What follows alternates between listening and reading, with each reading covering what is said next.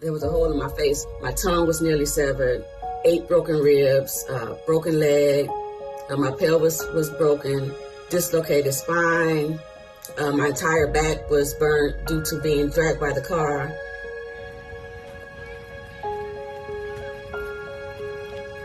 It was my birthday weekend, June 30th, 2012. Everybody was happy. We were enjoying each other. It was approximately 2:30 a.m. in the morning. The weather was nice. We were coming back from enjoying my birthday weekend. We got to my sister's house. There was a car in the driveway, and we weren't expecting anybody at this time. My sister proceeded to blow the horn to ask the car to get out of the driveway. The car never moved. We ended up parking in my grandmother's driveway, and we ended up walking down the street. As we walked down the street, I could feel within myself something was wrong.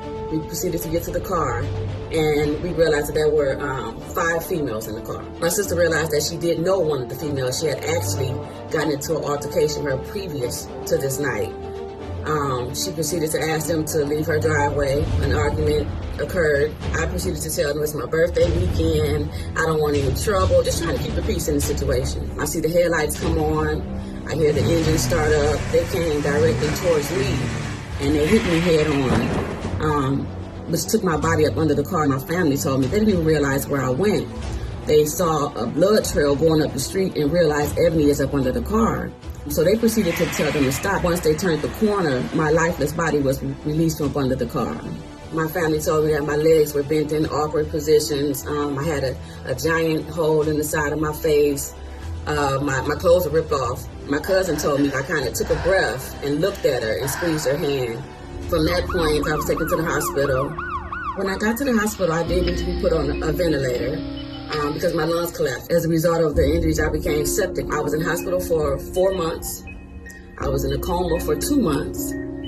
I wasn't expected to live. I had several surgeries. I have rods in my back. I have rods in my leg. I also have a clamp in my pelvis.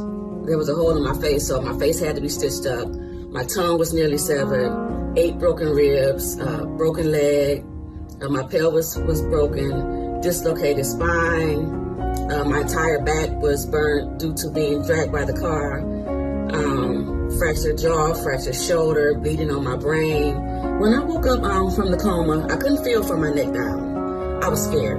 I was terrified. I didn't know where I was at. I was in physical therapy roughly about 6 months. After maybe about 3 weeks, I began to get feeling back in my hands and my legs a little, and I was able to stand. I went from standing to walking with a walker to, holding onto the balancing bars, walking with the cane. My children ended up helping me learn to walk. I taught them how to walk, and then they ended up teaching me how to walk again. I remember there were times that I didn't even want to go to therapy because at the time I couldn't control my bowels or my bladder, so I was in a diaper. I just couldn't believe what my life had turned into. I believed in myself. I believed in my body.